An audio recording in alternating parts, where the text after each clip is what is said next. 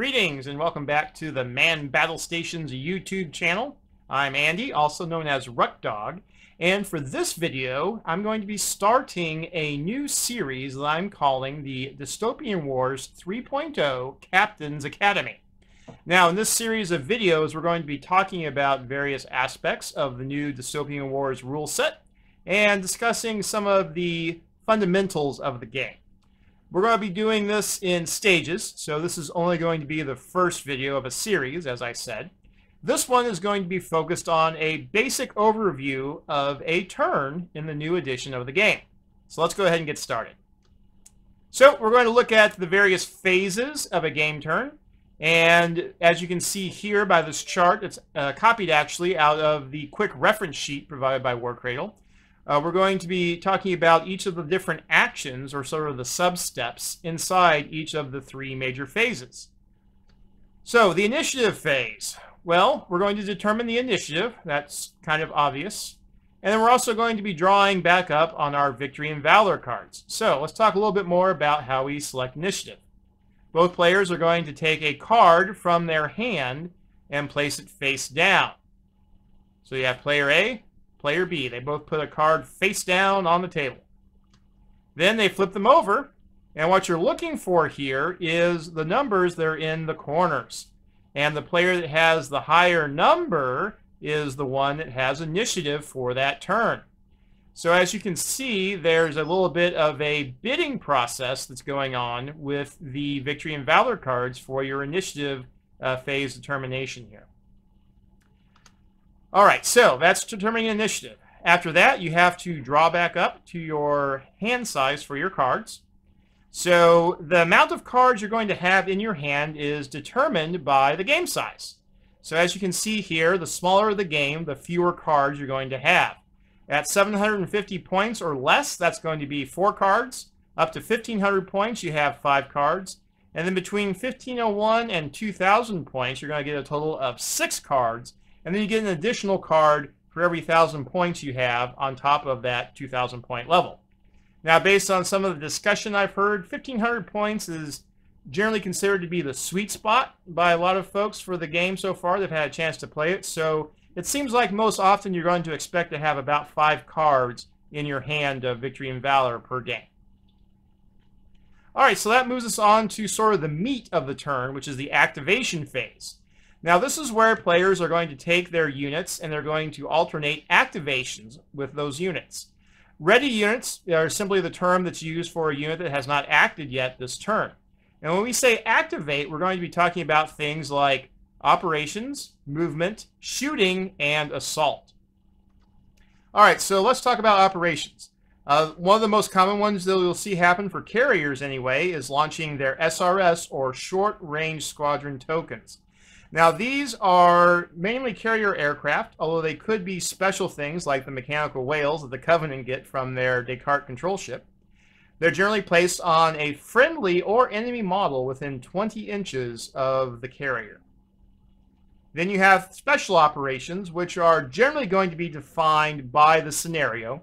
And it's going to be things like, oh, you need to search wreckage, or you need to recover some spy from an island base or something like that. It's going to be very, very specific in the scenario what special operations you can do, and those will happen here in the operations part of the activation phase, so right at the beginning of a unit's activation.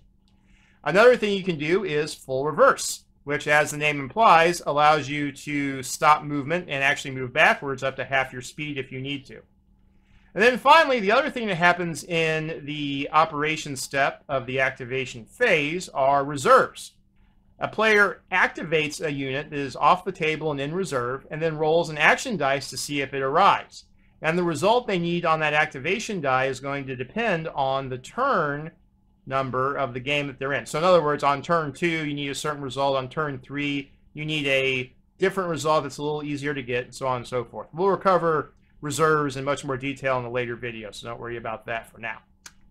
Alright, so next up is movement, and this is where all the models in a unit move. So if it's a single model unit, like a battleship or a carrier or something, then there's only one model to move. But if it's a squadron of frigates, say, with maybe up to 5 different models in the unit, each one of those models has to be moved at this time. You can move up to the maximum speed that's listed on the model's profile. That's going to be in inches. And you can also remain stationary or go backwards if you use the full reverse special operation that we just discussed in the operations step. Now, per rules, and this is something that's a little different per the new edition, players have to finish moving each of their model in a multi-model unit before moving on to the next, and the final position of the model should be considered just that, final. So this is sort of the old chess rule where you took your hand off the piece, you can't move it anymore. Now, for me personally, in a friendly game with a friend of mine that I'm playing over a couple of beers on a Friday night, I'm not going to be too worried about him needing to take back a model because he didn't quite plan out his movement right, in the friendly game. In a tournament type setting, you can probably expect that to be a little more tightly controlled than it might have otherwise been in the previous edition. All right, so after you're done moving comes the shooting. This is probably most people's favorite part. I know it's mine.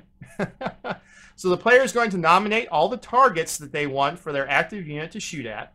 Then they're going to determine the number of dice they're going to roll, and this is going to be based on what weapons are able to bear on the target based on the firing arcs of the shooting models. And then finally, the attacker will roll the dice, determine the number of hits, and then apply the damage that results from those hits onto the target, or targets if there's more than one model being shot at. And again, we'll be going through all of the shooting mechanics in a lot more detail in a later video. This is just sort of the basic overview. So, though I'm sure there are plenty of folks out there who are saying, oh, you're leaving a bunch of stuff out, but that's intentional. We're going to be coming back to movement and shooting and reserves and the next thing we're going to talk about, which is assaulting down the road. All right, so for assaults, the range for assaults is 4 inches. This should be familiar to older players of previous editions because that is the same. One new wrinkle is that models can only assault once per turn, and they can now assault a model that they shot at during the shooting step. So this is always a big break in the older versions of the rules where if you shot at a model, you could not then board it. That's no longer in the new rules, so that will open up a lot more opportunities for boarding in the new edition. After you've gotten through the operations and the movement and the shooting and the assaulting, then comes the end phase. A few big things happen in the end phase. First of all, SRS resolution, then repair, then a victory check, and then finally maintenance. We'll talk a little bit about each one of those here. So SRS resolution, that's where tokens that were placed in the operations phase for the carrier models execute their attack and defense options.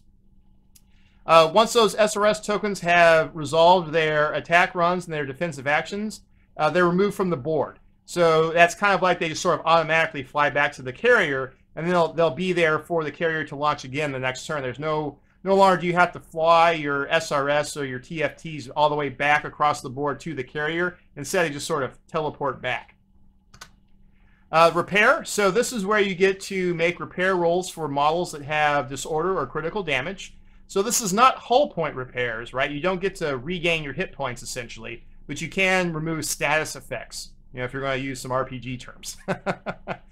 Repair rolls use the action dice. The number of dice you get to roll is based on the mass attribute of the model that's attempting the roll. And you're looking for both counter and heavy counter results. Interesting wrinkle here. You get to roll the dice first and then apply the results to the status markers of your choice. So it's not like, oh, I have a navigation locked special effect from a critical hit. I am going to try and roll to resolve that effect. It's not like that. Instead, okay, I've got a mass 3 model. I get to roll 3 dice. Oh, look at that. I got 2 counters. So I'm going to remove my navigation lock. I'm going to remove one of my disorder conditions. You don't have to pick before you roll. So that means it's a little more flexible and a little easier to think through when you're actually executing it on the table, which I personally like. Then you check for victory. So the game is designed to last for 5 rounds. There's no, oh, on the 5th round, roll a die, and on a 4+ you play a 6th turn. None of that is in the core rulebook or the scenarios provided in the core rulebook. It's a set 5 turns for the game. The scenario will specify how to earn victory points. It could be things like, oh, occupy table corners or be within your opponent's deployment zone, that type of thing. And the Victory and Valor cards can also generate victory points. And, I know I'm starting to sound like a broken record, but again, we'll address the Victory and Valor cards in a little more detail in a later video. If no player has any models left on the board, if for some reason they manage to get completely tabled, then that's going to be 5 victory points for their opponent and an automatic end of the game. So it is possible for a game to end before you get to the 5th round if somebody puts all their stuff in reserve and then flubs their reserve rolls, or they manage to get their entire fleet sunk before the end of the 5th round. All right, then maintenance. Maintenance in this case is specifically referring to the Victory and Valor cards, not your models. And this allows the players to discard any amount of Victory and Valor cards from their hands. What this means is that players can sort of mine their decks. If they know that they've got some particularly useful cards somewhere in their deck that they want to get to, they can turn in anything they've got left in their hand at the end of the round and draw a completely new hand out of their deck at the start of the next turn. You probably should keep at least one card around for the initiative step of the initiative phase the next turn, though. So here you go. This is just the summary again. We covered the 3 different phases, all the different steps in the initiative, activation, and end phase. We are going to be doing some more videos on these various different steps to go into it in a little more detail, but I'm trying to keep these videos a little shorter and a little more focused. So for now, we're going to call this good, and when we come back, I'll probably end up digging into the movement mechanics. So thanks for watching, and I'll catch you next time. This is Ruckdog saying good luck and good hunting.